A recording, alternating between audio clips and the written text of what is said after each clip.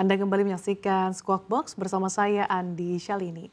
Dan masih bergabung bersama kami Direktur PT Central Omega Resources Tbk, Bapak Andi Jaya. Pak Andi, kita lanjutkan lagi perbincangan kita. Tadi selain dengan faktor cuaca, tantangan apa lagi sih Pak yang dihadapi industri nikel? Apakah terkait dengan regulasi kebijakan ini juga menjadi salah satu concern bagi pelaku usaha? Nah, ini pertanyaan yang menarik. Ya, pertanyaan yang bagus dan menarik, Mbak Sasa. Baru saya tadi mau lanjutkan memang itu. Salah satu memang faktor yang juga berpengaruh sekali adalah regulasi. Ya, kami di dalam sebagai pelaku usaha dunia nikel, kami menyambut gembira semua ide dan juga rencana daripada pemerintah. Tentunya apapun yang direncanakan oleh pemerintah, kami tahu bahwa itu tujuannya adalah untuk rakyat, ya, untuk demi kemakmuran dan kesejahteraan rakyat. Oleh karena itu, kami dari awal memang pasti mendukung kebijakan ataupun regulasi yang ada.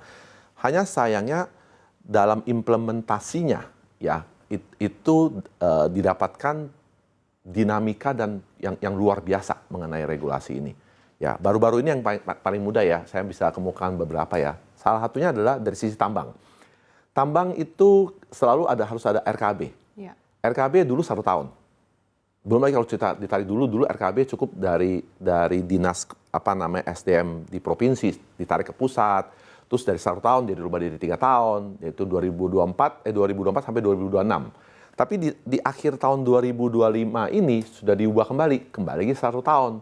Jadi yang 3 tahun tidak berlaku 1 tahun lagi. Jadi mesti diajukan ulang, diperiksa ulang. Ditambah lagi dengan perubahan sistem. Sekarang ini sistemnya semuanya mau sistematis. Jadi memang mengurangi beban kerjanya manusia. Itu satu ide yang bagus. Hanya implementasinya itu menurut saya perlu dipelajari lagi. Dari kesiapan sistemnya sendiri dan juga kesiapan manusianya. Ya, dan kesiapan pelaku usaha untuk mengikuti ritme yang begitu kencang. Ya, ini ibaratnya sebuah kereta yang lari kayak kereta hus, lari 300 km per jam. Tiba-tiba suruh belok. Itu kan yang di belakangnya kan apakah bisa ikut benar? Nah, ini salah satu hal juga. Nah, belum lagi ditambah ini baru salah satu, ya, contohnya regulasi untuk RKB, ya. Nah, tujuannya memang baik, ya, untuk memastikan supaya supply supply chain buat ke smelter itu terjaga, nggak over tapi juga nggak kurang. Nah, karena kan seperti mungkin Mbak Sasa tahu bahwa sampai saat ini kita Indonesia dikatakan sebagai memiliki cadangan nikel terbesar di dunia, 5 miliar ton lebih. Bahkan digadang-gadang jadi raja nikel dunia. Memang iya, harusnya begitu. Tapi sayangnya sampai sekarang kita terbukti masih impor juga dari Filipina. Ya, in term of dikatakan spek, tapi sebenarnya in term of supply chain. Kenapa? Karena perubahan regulasi yang demikian cepat mengakibatkan banyak pelaku usaha tidak bisa menyesuaikan. Akhirnya mereka tidak bisa comply, kan, belum siap comply. Akhirnya tertunda, smelter terganggu. Dia harus makan, kan. Jadi dia harus impor dari luar untuk mencukupinya. Nah, ini yang akan mengganggu. Memang sih kalau disampaikan bahwa diinfokan oleh dari SDM maupun dari APNI yang saya dapat angkanya, kalau semua IUP nikel itu RKB dipenuhi, itu mungkin bisa over. Oleh karena itu saya percaya bahwa pemerintah mungkin mengatur sekarang supaya jangan over juga. Untuk harga nikel supaya juga jangan terlalu. Karena kalau over pasti mempengaruhi harga. Memang itu pasti di mana-mana seperti itu.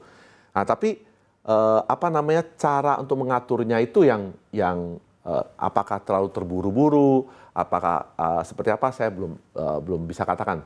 Hanya kenyataannya dampaknya sekarang seperti itu. Ya, dengan perubahan-perubahan seperti ini mengakibatkan banyak perusahaan yang tertunda RKB-nya. Nah, kalau namanya dunia usaha, kan itu kan harus berjalan, ya, cash flow, ya, berjalan normal. Kalau misalnya RKB diterimanya itu nggak di awal tahun, let's say dia terimanya di bulan April atau Juni, berarti kan selama 3 bulan pertama atau 4 bulan, 5 bulan pertama dia nggak bisa berkegiatan produksi. Lalu dari mana cash flow-nya ada? Kalau misalnya perusahaan itu cash flow-nya nggak kuat, ya bisa tenggelam, kan. Nah, ini yang mestinya juga dicermati oleh pemerintah juga, ya. Jadi ini harus dipikirkan secara holistik. Ya, kontrolnya itu menurut saya bukan hanya di persetujuan RKB, tapi kontrolnya itu harus dimonitoring setelah memperoleh RKB-nya dan seterusnya sampai selesai. Ya, tapi ini kelihatannya hanya di mulutnya dulu nih, dipegang dulu supaya nggak terjadi kelebihan supply. Tapi setelah itu belum tahu lagi saya ya. Nah, ini satu. Dan saya mencermati ada lagi satu hal yang mungkin Mbak Sasa dengar ya, kan banyak berita saat ini. Ini sekarang ini kan ada yang namanya Satgas PKH untuk penerimaan kawasan hutan. Ini hal yang bagus menurut saya. Memang karena ya nggak bisa dipungkiri lah. Mungkin adalah kejadian itu pelanggaran hutan, orang melakukan penambangan di area hutan tanpa izin gitu. Jadi penertiban ini semangat dan idenya bagus dari para presiden kita. Nah, implementasinya pun harusnya bagus. Hanya sayangnya ini saya melihat ada satu kekhawatiran juga, di mana ini nanti akan menjadi salah satu faktor pengganggu suplai juga. Karena dari yang saya amati saat ini, sudah ada beberapa perusahaan yang cukup besar yang mengalami kendala. Mereka sudah didatangi oleh Satgas PKH. Terus karena sudah tersebar di berita ya, dan juga sesama penambangan kita asosiasi kan ada berita info-info seperti ini. Disampaikan bahwa sudah ada temuan pelanggaran dan sudah ada sanksi penaltinya.